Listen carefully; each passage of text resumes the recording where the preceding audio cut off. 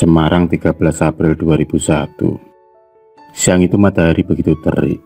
Awan panas meliputi desa Bumiayu yang begitu indah.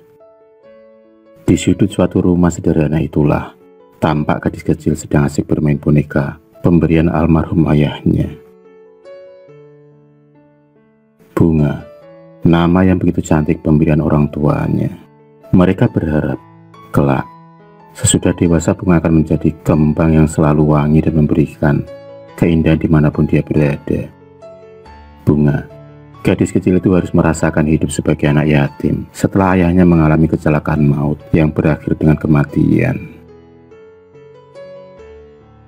Setelah kepergian ayahnya, Budarti yang tak lain ibu kandung Bunga, dengan terpaksa dia harus bekerja banting tulang demi mencukupi kebutuhan rumah tangganya. Hari demi hari Budarti terlalu fokus dalam mencari nafkah. Tapi kini kehidupan Budarti mulai membaik setelah dia menikah lagi dengan seorang duda pemilik toko sembako di pasar. Kehidupan baru mulai mereka jalani. Sebagai seorang istri, wajib hukumnya ikut kemana suaminya pergi. Maka diboyonglah Budarti dan Bunga ke rumah Pak Pujo. Rumah yang lumayan besar itu hanya ditinggali 3 orang saja, yakni Pak Pujo, anaknya dan juga Mbah Gino, yang tak lain bapak kandung dari Pak Pujo sendiri. Mereka sangat senang dalam menyambut anggota baru dalam keluarganya.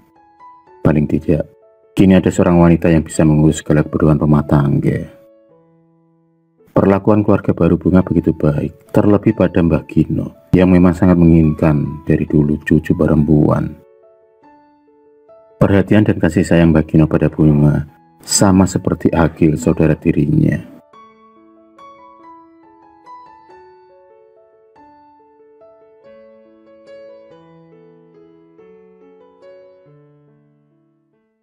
Kehidupan Bunga seakan lengkap dari sempurna, terlebih pada Budarti yang tak lagi berusaha payah mencari nafkah. Pak Gino laki-laki tua itu sering memanjakan Bunga. Bahkan di usianya yang menginjak 8 tahun itu, dia masih sering dipangku oleh Mbah Gino. Entah kenapa Bunga merasa nyaman dan merasakan kehangatan seorang ayah. Sikap Mbah Gino sering dianggap berlebihan, tapi itulah keadaannya. Mbah Gino begitu menyayangi cucu barunya itu. Di usianya yang ke-8 tahun, Bunga masih sering ditemani tidur oleh Mbah Gino, dan dia sendiri tak merasa keberatan. Tak terasa usia Bunga kini sudah 12 tahun, dan dia kini tumbuh menjadi gadis remaja yang cantik dengan kulit yang putih mulus. Melihat perubahan Bunga yang semakin cantik, Mbah Gino malah semakin memanjakannya. Diam-diam, kakek tua itu selalu masuk ke dalam kamar Bunga dan menemani tidurnya. Meski Bunga merasa risih dan keberatan, tapi Mbah Gino selalu mengancam dan memarahi Bunga jika melarangnya. Bunga ingin sekali melaporkan perlakuan Mbah Gino pada ibunya, tapi lagi-lagi ibunya tak percaya dan menyalahkan Bunga yang terlalu mengada-ada. Budarti yang dulu perhatian kepada Bunga, kini seakan sirna setelah kelahiran adik barunya. Malam itu, hujan pun turun begitu derasnya. Bunga merasa sakit perut yang begitu melilit. Tubuhnya gemetaran, serta suhu badannya yang begitu tinggi. Di waktu bersamaan, Mbah Gino juga mengalami lemah jantung. Penyakit yang lama dideritanya kini kambuh lagi. Budarti dan Pak Pujo merasa kebingungan dalam menangani keduanya. Di rumah sakit yang sama, mereka pun dirawat. Setelah melakukan pemeriksaan lebih lanjut, akhirnya dokter mengatakan kalau Bunga hamil 2 minggu. Detik itu juga Budarti merasa shock dan kecewa.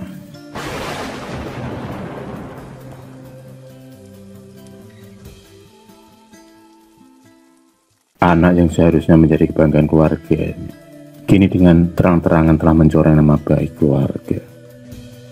Meskipun menyimpan amarah, tapi bagaimanapun juga Bunga adalah darah dagingnya. Masalah Bunga belum reda, kini keluarga Pak Pujo harus menerima pil pahit dengan kabar kematian Mbah Gino. Kakek tua itu harus menutup usianya lantaran penyakit yang sudah lama dideritanya. Keluarga saling berdatangan di rumah duka. Sementara itu, Bunga masih terkulai lemas di rumah sakit. Air matanya tak pernah berhenti menetes di pipinya. Bukan karena mengingat kepergian Bagino, melainkan luka dalam yang dilakukan Bagino pada Bunga. Tubuhnya yang masih begitu lemas belum diizinkan untuk pulang terlebih dahulu. Tak ada satu orang pun yang menemaninya. Budarti terlalu sibuk dalam mengurus pemakaman Bagino. Hanya suara denting jam dinding yang terus menemaninya di ruangan rumah sakit. Langit biru berubah menjadi jingga. Bunga masih dalam kesendirian. Saat sedang minum obat, tiba-tiba telinganya mendengar suara derap orang melangkah. Samar-samar terdengar seseorang yang terus memanggil namanya, sangat asing. Karena suara itu sering dia dengar. Dia pun semakin takut, bulu kuduknya pun meremang. Dia mencoba menutup mata dan telinga dengan bantal. Tapi apa yang dilihat di depannya? Sosok arwah Bagino mendatangi Bunga dengan wajah pusat basi. Sosok Bagino itu pun tersenyum padanya.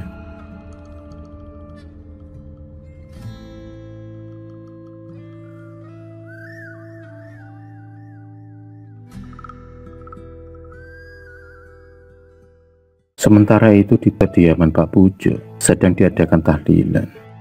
Awalnya semua berjalan khidmat. Bahkan meski hujan turun begitu derasnya, tak mematahkan semangat para tetangga untuk pergi ke acara tahlilan. Pada menit ke-40 itulah suasana tiba-tiba mencekam. Angin disertai hujan menyambar, tiada henti. Lampu pun mendadak mati, yang membuat acara agak sedikit tegang. Pak Pujo dan sang istri pun mencoba tenang dan berharap suasana bisa normal kembali. Pak Pujo mencoba mencari lilin untuk penerangan sementara. Karena minimnya cahaya, Pak Pujo pun kesusahan. Dia pun meraba-raba setiap isi laci. Dan pada saat meraba itulah, Pak Pujo memegang sesuatu seperti jari manusia yang bergerak-gerak. Jari itu memegang erat tangan Pak Pujo.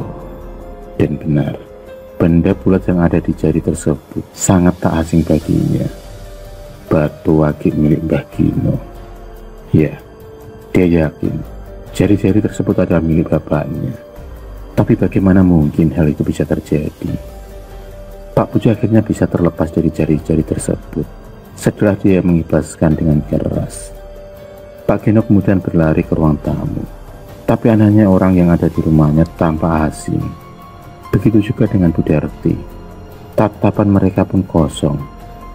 Bola mata menghitam dengan wajah yang pucat basi, layaknya mayat hidup. Secepat kilat Pak Pujo pun berlari ke kamarnya guna mencari perlindungan. Tapi sialnya laki-laki tersebut tersandung oleh benda keras. Pak Pujo pun jatuh tersungkur. Kemudian dia pun mencoba bangkit, tapi lututnya gemetaran. Kakinya tak bisa digerakkan setelah melihat Mbah Gino duduk di kursi. Mbah Gino menatap tajam ke arahnya. Tak hanya itu, kakek tua itu juga mencoba mencekik leher Pak Pujo dengan menggunakan satu tangan. Pak Pujo pun dilemparkan ke atap genteng.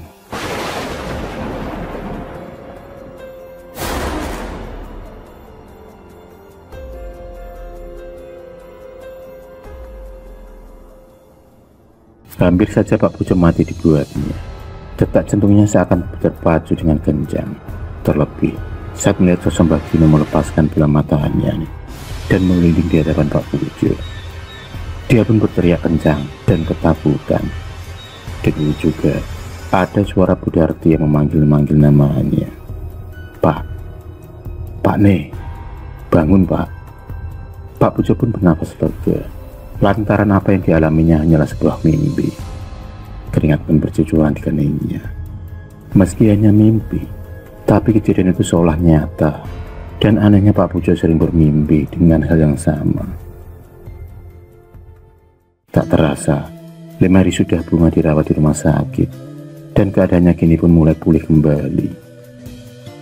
Setelah agak tenang, barulah Budarti mencoba bertanya secara perlahan-lahan kepada Bunga. Siapa laki-laki yang telah menidurinya? Di hadapan orang tuanya, Bunga pun merasa ketakutan. Ada sorot mata seorang ibu yang memelas, Sementara ada juga sorot mata yang terus melototnya, seolah sebuah ancaman. Bunga pun duduk ketakutan. Jari lentiknya terus saja memilih selimut tebalnya. Dengan penuh keberanian, Bunga pun kemudian menjawab kalau pelaku biadab itu adalah Mbak Gino, kakek tirinya. Mendengar hal itu, Bu Darti seakan lemas tak berdaya.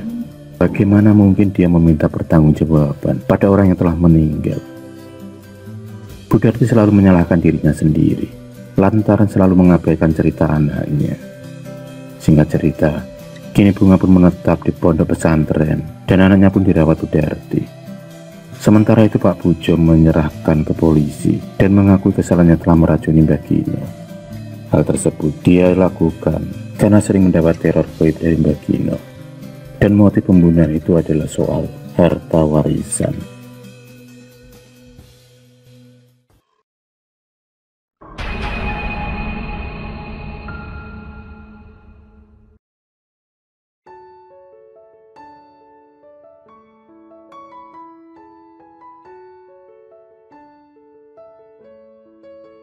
Matahari menyongsong di pagi hari itu.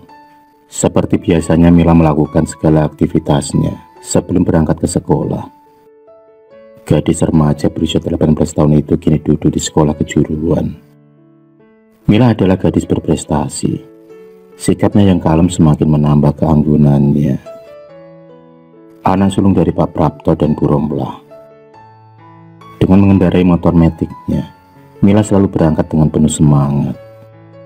Jarak yang ditempuh lumayan jauh tak menyurutkan niatnya dalam menuntut ilmu. Bukan Mila namanya kalau tak bisa menaklukkan semua mata pelajaran di sekolahnya. Selain pintar, Mila juga dinobatkan sebagai siswi paling populer lantaran aura kecantikan yang dimilikinya. Sekilas Mila adalah makhluk Tuhan paling sempurna. Hampir semua yang didambakan para wanita ada pada Mila. Meski begitu, dia tak pernah sombong pada siapapun. Didikan dari kedua orang tuanya sangat berperan penting dalam sikap keseharian Mila. Jumat, pukul 3 sore. Kala itu Mila harus pulang agak terlambat. Kegiatan ekstrakurikulernya yang diikuti saat ini memang sangat menyita waktunya. Mila terpaksa pulang sendirian. Baru sampai setengah perjalanan, dia pun merasakan ada keanehan. Jalanan yang sepi membuat dia menancapkan gas lebih kencang. Tapi sialnya, sepeda motor kesayangannya mendadak mati. Dengan terpaksa dia harus menuntun metiknya sampai sejauh 5 km. Naas begitu sialnya nasib Mila sore itu. Tak ada satu orang pun yang melintas. Awan jingga mulai menyelimuti. Burung-burung berlarian menuju ke sarangnya.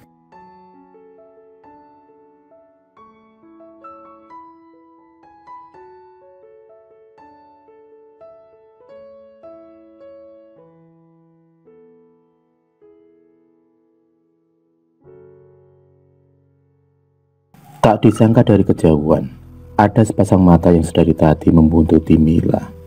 Rambutnya yang kriwil dengan kulit hitam.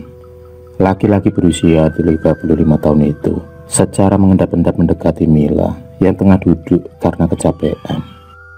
Semakin dekat dan semakin dekat. Laki-laki itu memperkenalkan diri dengan nama Si Kribo.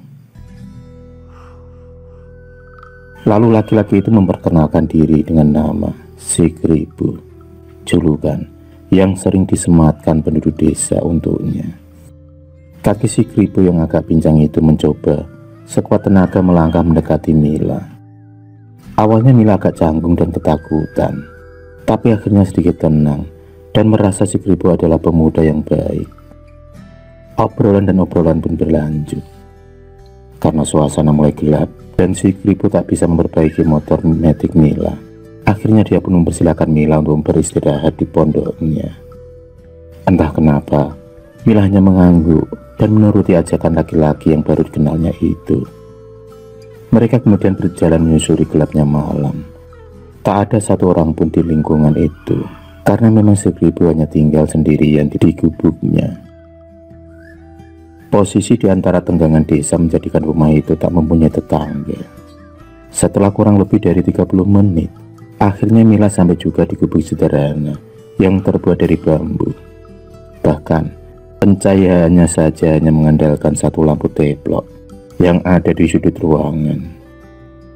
Meski Mila agak merasa takut, tapi sikap si Kribo yang baik membuatnya yakin kalau si Kribo memang benar-benar orang baik.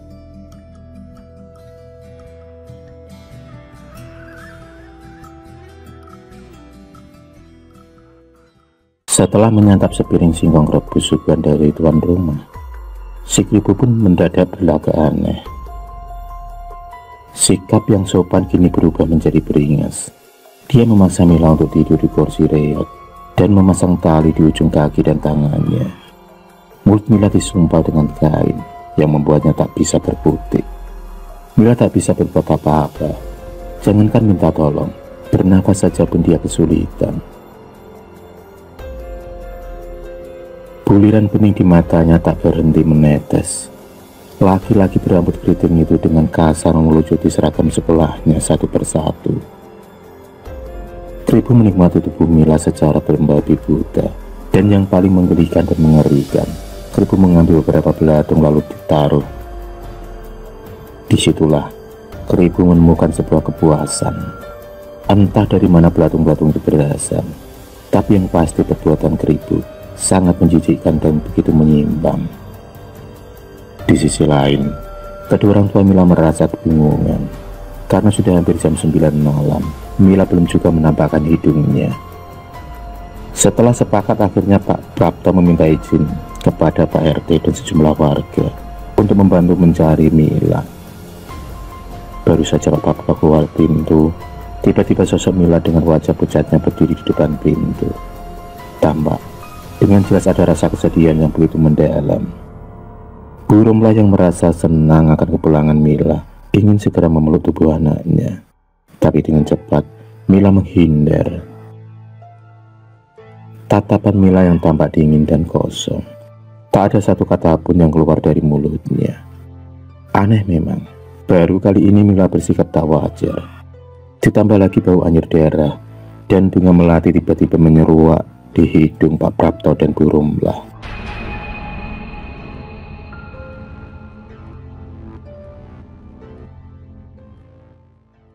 Suara tangisan yang begitu menyata hati keluar dari kamar Mila.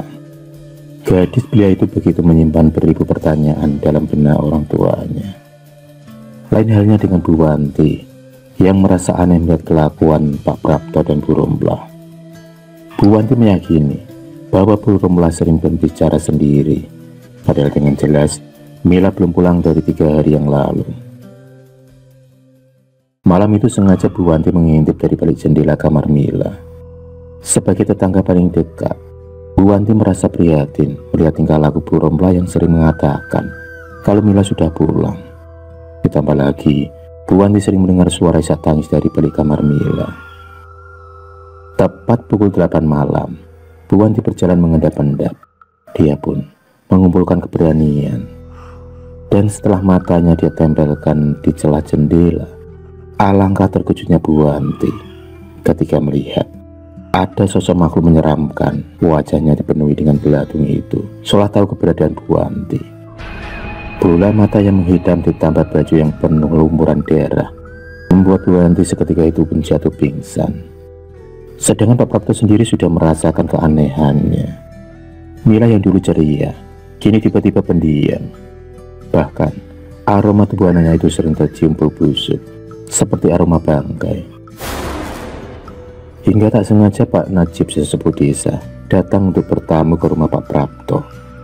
Baru saja langkahnya sampai di bibir pintu, Pak Najib sudah mencium kejanggalan. Ada sosok yang diyakininya sebagai makhluk astral ingin mengganggu keluarga Pak Prapto.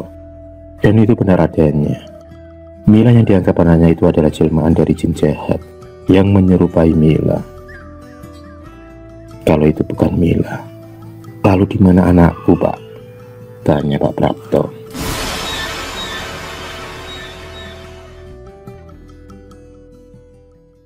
Sambil menarik nafas panjang, Pak Najib berusaha berzikir, dan setelah itu Pak Najib tersentak kaget. Beliau kemudian beristighfar berkali-kali, dan detik itu juga mengajak Pak Prapto dan beberapa orang menuju ke arah hutan. Jalan pemisah antara desa itu memang terkenal sepi. Pak Najib memang bukan supernatural, tapi beliau dianugerahi dengan ilmu kebatinannya. Dengan berbondong-bondong, Pak Prapto dan beberapa orang desa mendobrak paksa gubuk kayu milik Sikiribu. Dan alangkah terkejutnya ketika Pak Prapto melihat keadaan putrinya yang tanpa busana diperlakukan tak senonoh oleh Sikiribu. Dan yang paling parahnya lagi, Mila sudah tak bernyawa, tubuhnya sudah mulai membusuk. Melihat keadaan itu, para warga yang sudah tersulut emosi pun menyeret Sikiribu.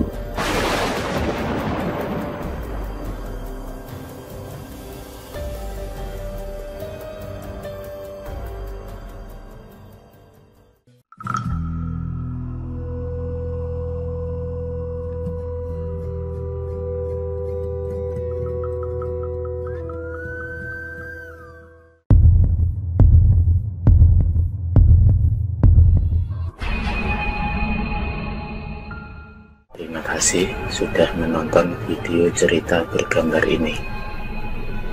Klik subscribe untuk terus berlangganan video-video cerita bergambar selanjutnya. Semangat berkarya.